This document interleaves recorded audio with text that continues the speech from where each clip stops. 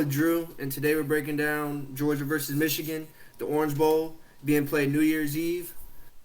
Past weekend, Georgia played Alabama in the SEC championship. Drew, being an avid UGA fan, his dogs got upset. So, how do you feel coming off this loss? It's like deep down, I saw it coming. I never tried to make it known that I thought Georgia was going to lose. And in my head, I thought there was obviously a chance Georgia could win. I personally thought Georgia was the more talented team coming into this game. You just compare, how the regular seasons went for both teams. Alabama had some struggle wins. We're driving the struggle bus. Georgia pretty much dominated every opponent they played. And people are going to say, well, Georgia played an easy schedule. But how is that Georgia's fault? They can only play the teams that they have scheduled. And in that case, all you can do is go out and dominate them, and that's all. That's what Georgia did. So obviously, going into this game, Georgia was 6.5 point favorites, which I honestly thought was pretty reasonable. I obviously wouldn't bet against that game because I wouldn't bet against Saban. Uh, Yeah. I don't know. It's a loss that hurt, but with Georgia still being in the playoffs, their season's still alive. It didn't really sting too bad. Obviously, I want to win. I'm tired of losing to Bama. Um, I don't know. I think it's a loss that Georgia needed. Hopefully, they can build on from this and go forward in the playoffs. And I think they just needed to be humbled. Yeah, Hayden, you watched the game just like I did. Very tough loss. What was it that you saw from the Georgia Alabama game? How do you think that Georgia's going to handle this loss moving forward in the playoffs? Do you think this is something that they needed? Do you think this is something that might hurt them in the long run, confidence-wise? What's your opinion from watching that game? Yeah, I think going in, looking at Nick Saban getting 6.5 points, any whale is going to jump on that. You're not going to find Nick Saban getting 6.5 points ever. So going in, that's a red flag for Georgia. Also, for 8 weeks in a row, they were ranked number one in the polls. I'm pretty sure that was a record. The media, sports shows, everyone was riding Georgia. The fans were riding Georgia. So going in, I thought Georgia was going to get upset. Alabama was coming off a tough, hard-earned win against Auburn. It was an ugly game, but it was a rivalry game, like second, third, or fourth overtime, I think. Alabama was going to be playing with something to prove. Nick Saban was going to come in pissed off. He's 29-1 against former coaches. His only loss coming this year to Texas A&M against Jimbo Fisher. So against former coaches, he's a monster. And I knew going in, or I thought going in, that he would have something for the defense that Kirby Smart runs because at the end of the day, it was Saban's defense. No matter how Kirby Smart changes it or what decorations he wants to put on it at the core, it's Nick Saban's defense.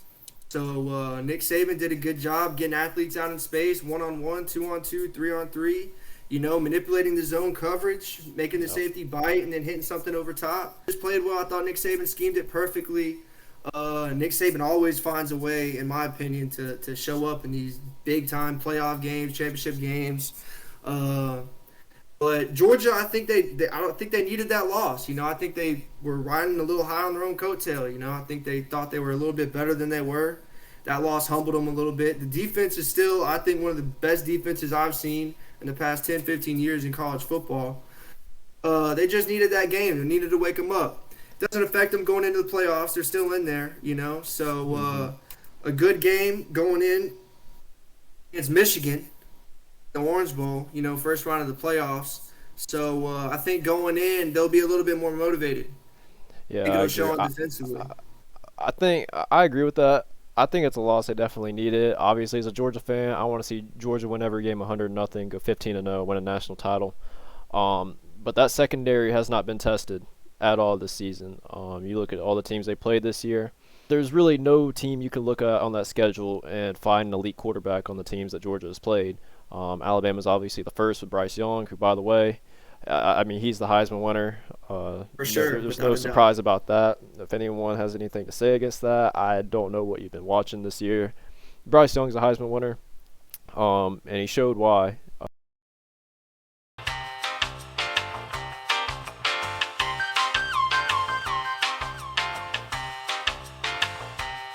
You really blame the secondary for that game.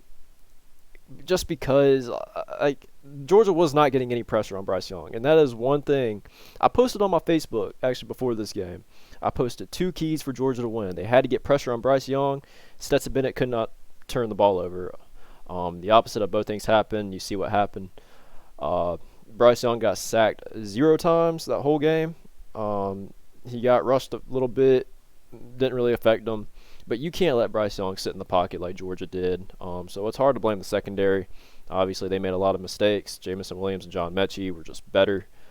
But I think Georgia really needed that secondary to get tested. I think it makes them better going forward. And then they play Michigan on New Year's Eve in the Orange Bowl, 7:30 in Miami, Florida. I think Georgia matches well up in this game. Michigan doesn't have the playmakers and the explosiveness on offense to really challenge Georgia deep. I think they're going to try, but I don't think Georgia's going to allow a lot of big plays, and they can't. If Georgia gives up big plays in this game, it could turn ugly for them really quick. But what are your thoughts going into the Orange Bowl? What do Yeah. you think Michigan has to do to really have a chance in this game? Michigan's 8-point underdogs. What do you think Michigan has to do to pull this one off? Number one, they got to dominate the trenches. Michigan and Georgia are similar in the fact that they rely on running the ball and defense. They both want to out physical the other team. So when it comes down to that, you have to have an offensive line that's going to get pushed on the defensive line, get to the second level, get on the linebackers and the safeties, and create big lanes for the running backs. And it Hmm. might not pay off in the first quarter, but you got to stay invested in the running game, and it'll start to pay off later in the game. The problem with that is you can't fall behind to a lead into Georgia. You can't fall behind to Georgia. They're going to run the clock out, run the ball, and that defense, when you're in an obvious passing situation and they can send pressure, Kobe Dean, Jordan Davis, two monsters in the middle. It's going to be hard to play from behind. And personally, I think that Georgia's just better at what Michigan does. They want to do the same thing. They both want to run the ball. Michigan does a little bit more in the passing game. But if Georgia comes out and stuffs the run, which I think they will, especially coming off that loss to Alabama, that's going to burn them. That was the undefeated season. They thought they were going to be perfect, and then they go out and lose pretty badly after giving up 6.9 points per game. They go and lose like that. So I think they're going to stuff the run against Michigan, and I think they're going to kind of put it on them. So I take Georgia as the favorite to win that game by more than 8. Yeah, 8 points. I mean, I think that's a pretty reasonable line. Michigan's a hot team. I mean, there's no counting them out for sure. I mean, they're a really good team this year.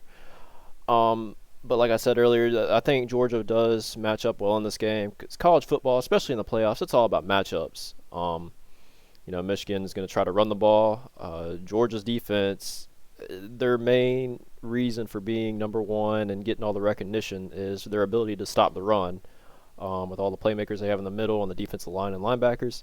Obviously, their true Exactly. weakness was exposed against Alabama, which is what their secondary. If Michigan's going to have to find some way to take some deep shots down the field and convert, they have to attack the secondary. I think that's the only way you're going to put up a good amount of points on Georgia. I don't think it's going to happen. I think Georgia's going to come out and really shut down Michigan. And as a Georgia fan, that's what I hope for, obviously. Um, but Georgia can't give up those big plays, though. And we're talking Yeah. about the defense. This is Stetson Bennett's team. The whole quarterback situation for Georgia, that's a whole other video I would love to make and probably will make in the near future with the whole JT Daniels, Stetson Bennett situation. But point is, it's Stetson Bennett's team. Kirby Smart made the decision to play Stetson Bennett six weeks ago, and JT Daniels is probably never going to be seen or heard from again as far as him being in a Georgia uniform. So, with that being said, Stetson Bennett again cannot turn the ball over in this game. This game is going to be all about field position, being able to go in the red zone and convert and score touchdowns and not field goals. I don't really think field goals is going to win you this game. I think touchdowns need to be scored by whoever if they're trying Of to win this, course. if they're going to want to win this game, obviously. And It's going to be a battle of field position.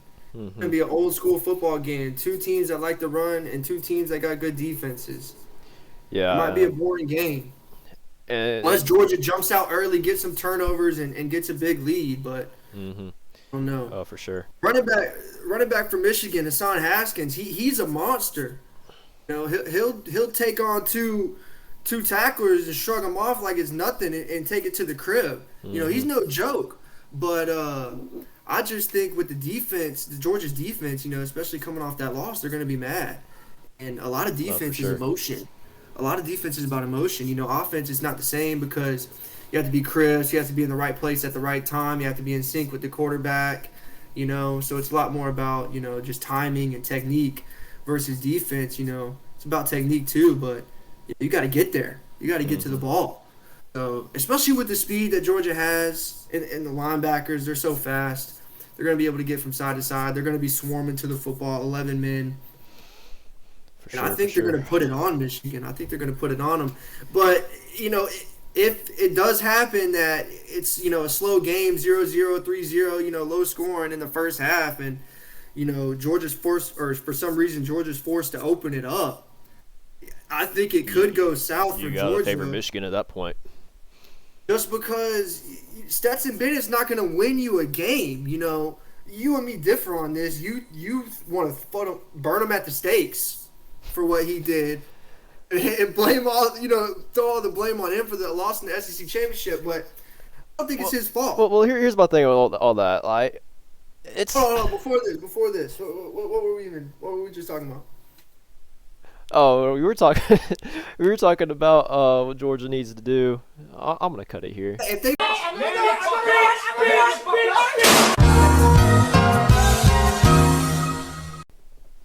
Georgia's not built to play from 7 or 10 points behind.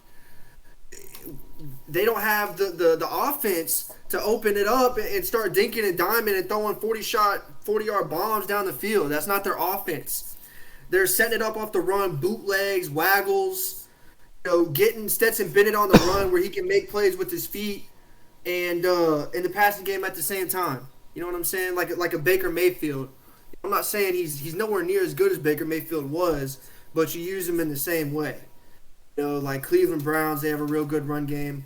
But anyways, I just want to say, like, you told me you were saying something about you want me burning Stetson at the stake. Like, no, okay. Here's my whole thing with that, and like this is a lot of this I'll get into in a whole other video when I talk about the quarterback situation. It's not Stetson's fault when it comes to his performance because it's Kirby's fault. You know, it's the system that Kirby runs. Stetson is the guy you want running that system, if that makes any sense. quarterback, he makes plays. He's not going to lose you a game, but if you're behind, he's not going to come from behind with his talent in his arm or his legs like somebody like Lamar Jackson and win you a game. But, you know, if you watch these games like against Florida or against Tennessee, whenever he's on the rollout off of play action or something and the defense is thinking run, he can make a play with his legs or he can hit a receiver for you know, a good completion down the field. But you got to come behind guys. Not going to win you a game. Yeah, Georgia, you're right. Georgia absolutely cannot fall behind in this game by more than 2 scores. If Michigan gets up by 2 touchdowns, the game's over. Michigan's going to win. And I think it's the same thing the other way around. I think Georgia gets up by a couple scores. I think the game's over. Georgia wins. I told you this before we started recording. I mean, I think first one to 20 points wins this game. You know, I think I could see this being a very low-scoring game. And we talked about the spread being 8 points in Georgia's favor, but we haven't even talked about the over/under. I don't think the over/under is 44. That's low in today's college football. So yeah, I agree. I think it would go. No. Would you? I'm not playing that by any means. I'm not gonna try to play. Not bullish on it. Not bullish on it. I mean, like. I'm saying I'm a betting man, but if I was. Yeah, I don't know how you could play the over/under on this game unless you're just a bold man, but 44 points. If you had to choose, could you see a scenario where this gets over 44 points? Yes. Think so? Yeah, I think Georgia they're gonna run up and down. Honestly, they get a couple stops, score a couple times in the first half, and then from there it's kind of a snowball. But I would agree you know, with I can that. also see a good game. You know, because if it's a stalemate in the first quarter, the first half. That Michigan defense has a chance to send a pass rush at Stetson Bennett. Sorry, with Aiden Hutchinson, the best pass rusher, one of the best pass rushers in college football, and he opens up the whole D line. Because you have to send two guys at him at least. You might even have to send two guys in a running back because he's gonna get pressure on the quarterback a couple times a game. And I think in that case, And if that's you're a coach, yeah. I mean, and Stetson Bennett, he's not gonna, he's able to escape, the pocket better than say JT Daniels was. So I think in this game you have to start Stetson. And they will start Stetson. I mean, it's not even a debate. start Stetson. Yeah, I Yeah. mean, like there's no more debate on that whether who's starting and all that. I'm so sick of that shit. But the thing, if you get pressure on Stetson Bennett early, can't get into a rhythm, and it screws Georgia up unless the defense bails them out. I'm saying, look at Florida, look at Tennessee early before y'all started pouring it on us. But if Stetson Bennett gets pressured early, he can't get out. It's hard for him to get rolling. Yeah, no, I 100% agree. And that can happen. It's going to be a playoff game, obviously high environment. Michigan hasn't been here, right, since Jim Harbaugh has been the coach. They were calling for Jim Harbaugh's head until this season he beat Michigan and made it into the playoffs. Beat Ohio State. That's football for you. Yeah, that's college football for you. Yeah. It's time to make a final prediction. So it sounds like you're taking Georgia in the 8 points. Yeah, Georgia 8 points, and I'll take the over just to take it. It's hard for me to really. We're keeping track too, so after this I'll be 2-0. It's hard for me. I don't ever bet on Georgia games. It's a rule of thumb. Never bet on your teams. I think in this case, though, and I can confidently say, I'm not saying I'm going to be right. I could say with confidence, though, with the way Georgia matches up against Michigan, give me the 8 points for Georgia. I'm going to take the under in this game. I'm taking the under. I mean, I could see a scenario where Georgia wins 24-10, or maybe like a 28-14 or something like that. 44 points is low. I expect this to be a low-scoring game. That wraps it up for this video. That's our preview and prediction for the Georgia-Michigan Orange Bowl. They'll play on New Year's Eve. We're going to do one more video tonight. We're going to be talking about the Cotton Bowl between Alabama and Cincinnati.